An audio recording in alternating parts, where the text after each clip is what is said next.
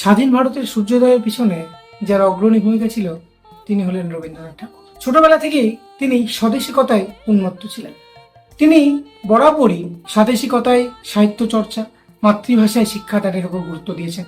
যদিও স্বাদেশিকতায় উগ্র রক্ষণশীলতা এবং স্বাধীনতা সংগ্রামে বিপ্লবী সন্ত্রাসবাদের তিনি ঘোরতর বিরোধী ছিলেন। জালিয়ানওয়ালাবাগের হত্যাকাণ্ডের প্রতিবাদে তিনি খ্যাতনামা নাইট উপাধি ত্যাগ করেন। জনগণ মন, মামার সোনার বাংলা, গোড়া উপন্যাস প্রভৃতি অনবদ্য লেখনী তথা কালি কলমের মাধ্যমে তিনি বাঙালির মনে স্বাধীনতার এক অগ্নি প্রজ্বলন করে দিয়ে গেছেন। তবে গুরুদেবের কাছে স্বাধীনতা সংগ্রাম নিছকই ইংরেজদের হাত থেকে ভারতীয়দের মুক্তিই ছিল না, এ ছিল পরাধীনতার শৃঙ্খলে আবদ্ধ দিশেহারা ও লক্ষ্যহীন মানুষেরা জাতীয়তাবাদ ও মনুষ্যত্ববোধের মন্ত্রে উজ্জীবিত হয়ে প্রকৃত স্বাধীনতার পথে অগ্রসর হোক।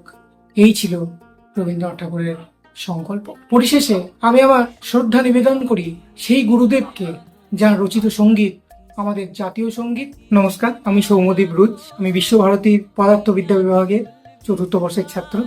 আকাশবাণী শান্তিনিকেতনের স্বাধীনতায় রবীন্দ্রনাথ এই বিশেষ পর্বে শ্রোতা বন্ধুদের উদ্দেশ্যে আমার এই নিবেদন।